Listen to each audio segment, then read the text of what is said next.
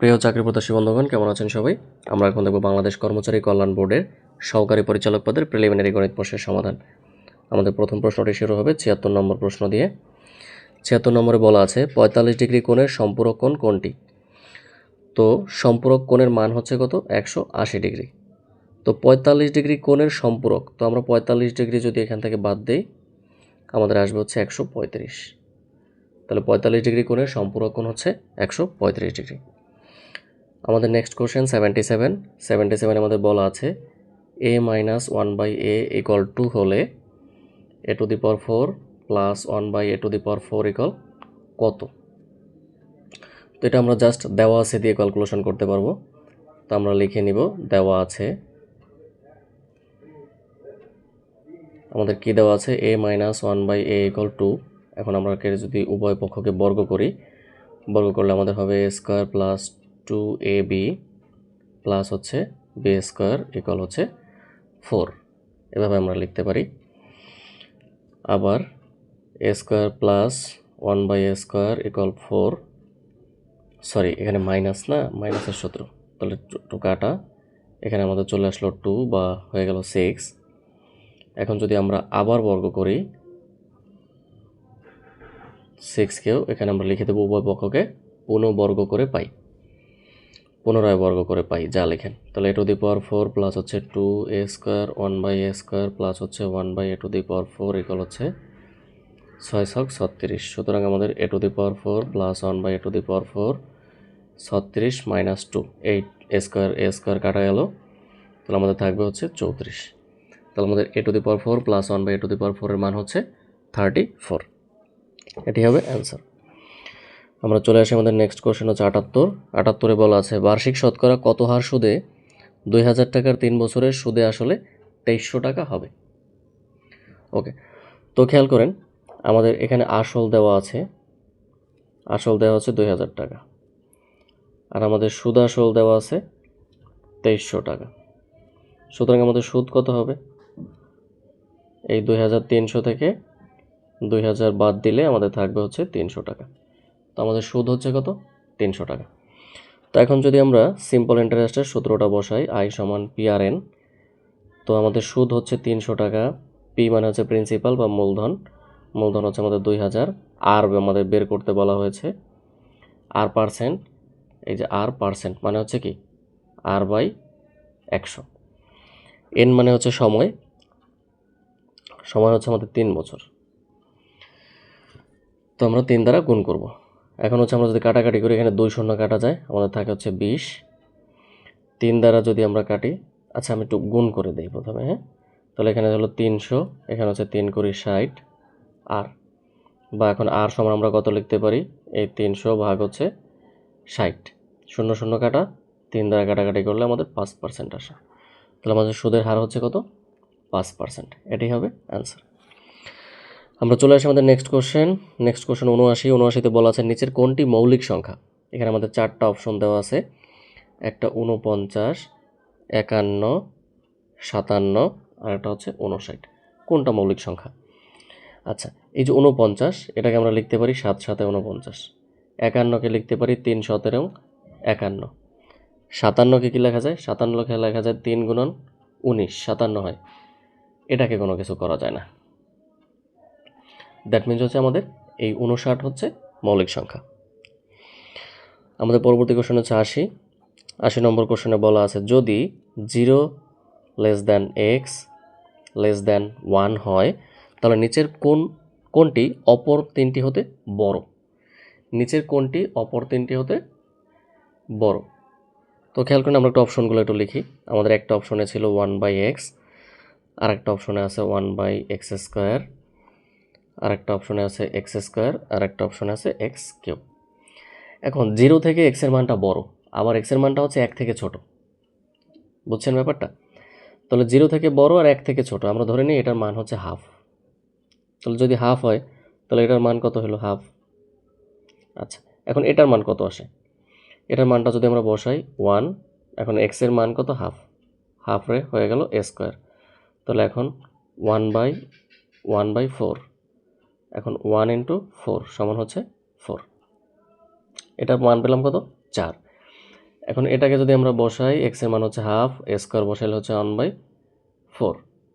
আবার এটার মান যদি হয় আমাদের হাফ, এটা কিউব হয়ে গেল 1/8। এখন বলা আছে নিচের অপশনের কোনটি সবচেয়ে বড়। খেয়াল করেন, এটা হচ্ছে আমাদের হাফ, এটা হচ্ছে 4, এটা হচ্ছে 1/4, এটা হচ্ছে 1/8। দ্যাট মিনস হচ্ছে এই 4 হচ্ছে সবার চাইতে বড়। তাহলে আমাদের অপশন 1/x², এটি হচ্ছে সবার চেয়ে বড়, এটি হবে অ্যান্সার। আমাদের নেক্সট কোশ্চেন 83 নম্বর প্রশ্নে আমাদের বলা আছে 1 ঘনফুট লোহার ওজন কত। তো 1 ঘনফুট লোহার ওজন হচ্ছে 222 কেজি বা 490 পাউন্ড। এটা অপশনে যেটা থাকবে আপনারা সেটা টিক চিহ্ন করে দেবেন। চলে আসে আমাদের নেক্সট কোশ্চেন। আমাদের নেক্সট কোশ্চেন হচ্ছে 84তে বলা আছে সমকোণী ত্রিভুজের সমকোণ সংলগ্ন দুই বাহুর দৈর্ঘ্য যথাক্রমে 3 সেন্টিমিটার ও 4 সেন্টিমিটার হলে অতিভুজের দৈর্ঘ্য কত। তো আমরা খেয়াল করি, সমকোণী ত্রিভুজের সমকোণ সংলগ্ন দুই বাহুর দৈর্ঘ্য, এটা ধরি 3, এটা ধরি 4, তাহলে অতিভুজ কত। অতিভুজকে আমি ডি ধরি, তাহলে ডি স্কোয়ার সমান কত, লম্ব স্কোয়ার প্লাস ভূমি স্কোয়ার। তো লম্ব হচ্ছে কত, 4 4 16 আর 3 3 9, আসলো কত 25। তাহলে আমাদের ডি সমান কত আসবে, √25 সমান আসলো কত 5। তাহলে আমাদের অতিভুজের দৈর্ঘ্য কত, অতিভুজের দৈর্ঘ্য হচ্ছে 5 সেন্টিমিটার, এটি হবে অ্যান্সার। আমাদের নেক্সট কোশ্চেন হচ্ছে 85তে আমাদের একটা উৎপাদকে বিশ্লেষণ করতে বলা হয়েছে, সেটা হচ্ছে x² - 5x হচ্ছে 16,250। ওকে, তো এই 16,250কে হচ্ছে আমাদের মিডল টার্ম ব্রেক করতে হবে। মিডল টার্ম করলে আমাদের প্রথমে আসে, একটা আসে 130 আর একটা আসে হচ্ছে 125। এই দুইটা গুণ করলে আমাদের 16,250 আসবে। এখন আমি এখান থেকে x কমন নিব, আমাদের থাকবে হচ্ছে 130। এখান থেকে আমি 125 কমন নিব, আমাদের থাকবে x - 130। তাহলে আমাদের কত হলো, x - 130 আর একটা পাবো হচ্ছে x + 125। এটি হচ্ছে আমাদের নির্ণেয় উৎপাদক। আমাদের পরবর্তী প্রশ্ন হচ্ছে 86। আমাদের 86 নম্বর প্রশ্নে বলা আছে পিতা ও পুত্রের বয়সের সমষ্টি 64 বছর এবং পিতা ও পুত্রের বয়সের অন্তর 26 বছর হলে পিতা ও পুত্রের বয়স কত। তো আমরা ধরে নিব, আমরা ধরি পিতার বয়স হচ্ছে x, পিতার বয়স সমান হচ্ছে x বছর, আর পুত্রের বয়স কত, y বছর ধরে নেই। তাহলে আমাদের প্রথম শর্ত মতে কত হবে, যে দুইজনের বয়সের সমষ্টি হচ্ছে আমাদের দেওয়া আছে 64 বছর। ওকে, এটা আমাদের 1 নম্বর সমীকরণ। তারপরে আমরা 2 নম্বর সমীকরণে কি লিখতে পারি, যে পিতা ও পুত্রের বয়সের অন্তর হচ্ছে দ্বিতীয় শর্ত মতে। প্রিলিতে এত কিছু লেখার দরকার নেই, আপনারা জাস্ট x y মনে মনে ধরে এভাবে সাজায় করে দিলে হয়ে যাবে। কিন্তু আমি একটু সাজায় গুছায় দিচ্ছি। পিতা ও পুত্রের বয়সের অন্তর হচ্ছে 26 বছর, এটা হচ্ছে আমাদের 2 নম্বর সমীকরণ। এখন লিখবেন 1 নং সমীকরণ এর সাথে 2 নং সমীকরণ যোগ করে পাই। তাহলে আমাদের কি আসবে, x + y = হচ্ছে 64 আর আমাদের x - y = হচ্ছে 26। যোগ করলে y y কাটা যায়, আমাদের থাকে 2x, 0 হাতে 1, 3 6 3 9। তাহলে আমাদের x সমান আসলো কত, x সমান আসলো হচ্ছে পিতার বয়স 45 বছর। আমরা কি পেলাম, আমাদের পিতার বয়স পেলাম হচ্ছে 45 বছর। এখন পুত্রের বয়সটা আমরা বের করি, এই 1 নং সমীকরণ x এর মান বসাই, এখানে লিখে দেব 1 নং সমীকরণ x এর মান বসিয়ে পাই। তাহলে x এর মান হচ্ছে 45 + y = হচ্ছে 64 বা y = হচ্ছে 64 - 45 সমান থাকবে 5 9 1 19। পুত্রের বয়স হচ্ছে 19 বছর, পিতার বয়স হচ্ছে 45 বছর, এটাই হচ্ছে অ্যান্সার। চলে আসে আমাদের পরবর্তী প্রশ্ন। আমাদের পরবর্তী প্রশ্ন হচ্ছে 87তে বলা আছে 10 টাকায় 1 ডজন লেবু ক্রয় করে 2 হালি লেবু 10 টাকায় বিক্রয় করলে কত শতাংশ লাভ হবে। আচ্ছা, আমরা জানি কি 1 ডজন মানে কি, 1 ডজন সমান হচ্ছে 12টি। তো এই 12টা লেবু সে কিনছে কত টাকা দিয়ে, 10 টাকা দিয়ে। আচ্ছা খেয়াল করেন, 12টির ক্রয় মূল্য, 12টির ক্রয় মূল্য হচ্ছে 10 টাকা, তাই তো। তাহলে একটার ক্রয় মূল্য কত হবে, একটার ক্রয় মূল্য হচ্ছে 10/12 বা কাটাকাটি করলে 5/6 টাকা। এখন আবার সেই ভদ্রলোক কী করছে, 2 হালি লেবু 10 টাকায় বিক্রি করছে। 2 হালি মানে কয়টা, 2 হালি মানে হচ্ছে 8টা। তাহলে 8টির বিক্রয় মূল্য কত হবে,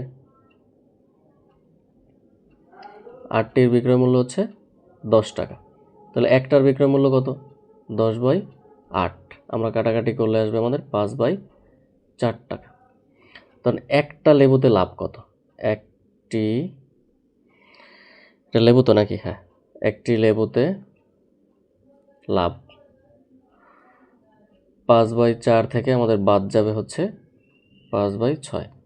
আমরা যদি এটাকে লসাগু করি, আমাদের লসাগু আসবে হচ্ছে 12, 3, 3 5 15, 6 2, 5 2 10। তাহলে হচ্ছে আমাদের 5/12 টাকা হচ্ছে লাভ। এখন খেয়াল করেন, আমরা একটা লেবু ক্রয় করছি কত টাকা দিয়ে? 5/6 টাকা। আমাদের লাভ হয়েছে কত?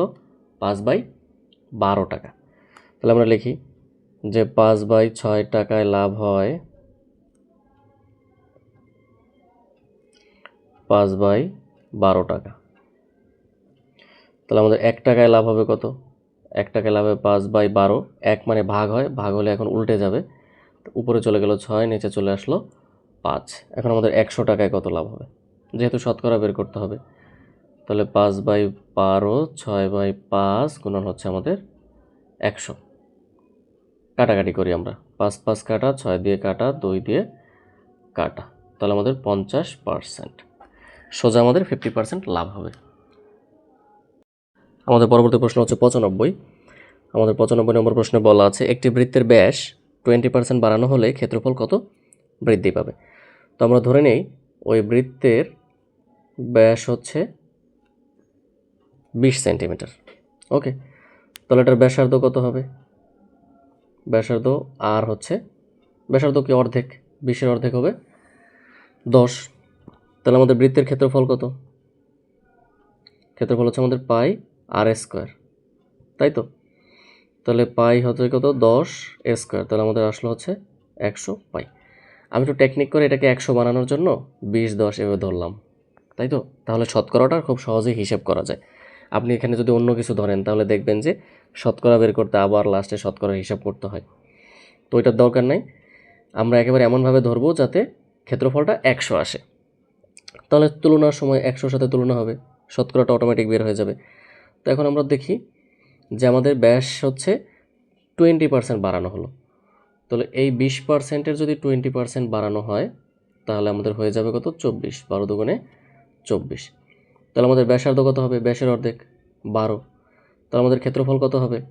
এই যে 12 স্কোয়ার পাই। সুতরাং আমাদের কত হইল? 12 বড় 144। তাহলে 144 পাই। তাহলে কতটুকু বাড়লো খেয়াল করেন তো। আমাদের আগে ছিল 100, এখন হয়ে গেছে 144। তার মানে কি 44% বৃদ্ধি পেল। তাহলে ব্যাস যদি 20% বাড়ে তাহলে ক্ষেত্রফল 44% বৃদ্ধি পায়।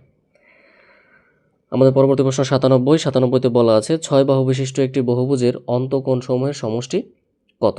এক্ষেত্রে জাস্ট একটা সূত্র আছে, আপনারা সূত্রটা অ্যাপ্লাই করে দেবেন। n-2 সমান হচ্ছে 180।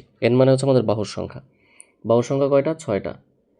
মাইনাস হচ্ছে 2 গুণন হচ্ছে 180। তাহলে 4 গুণন হচ্ছে 180, 0 4 32-এর 2 হাতে হচ্ছে আমাদের 3, 4 কে 4 আর 3 হচ্ছে 7।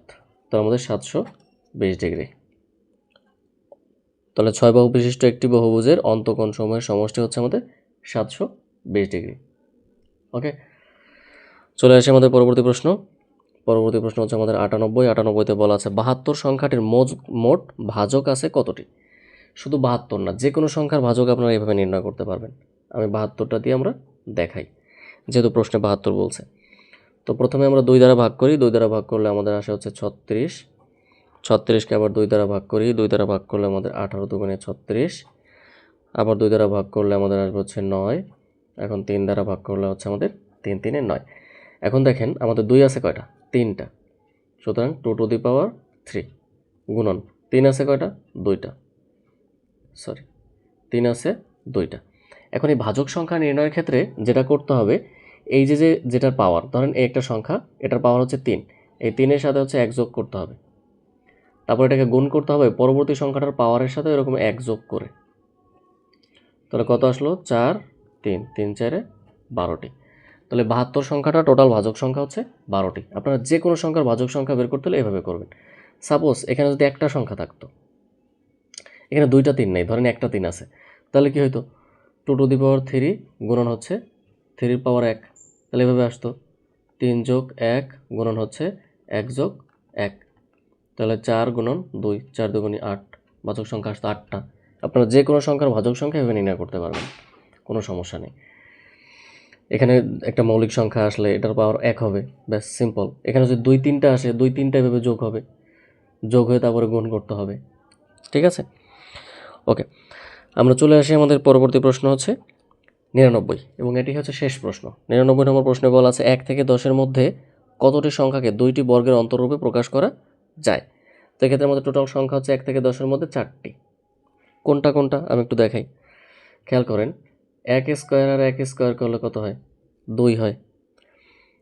তারপরে 2 স্কোয়ার আর 1 স্কোয়ার করলে আমাদের কত হয়? 2 দুগুণে 4 আর 1 5 হয়। তারপর আমরা কি দিতে পারি? আমরা দিতে পারি হচ্ছে 2 স্কোয়ার প্লাস হচ্ছে 2 স্কোয়ার সমান হচ্ছে 8। আর একটা দিতে পারি কি? 3 স্কোয়ার প্লাস 1 স্কোয়ার সমান হচ্ছে আমাদের 10।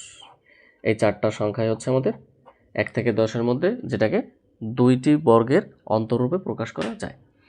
ওকে, তো ভালো থাকবেন বন্ধুরা, সবাইকে ধন্যবাদ।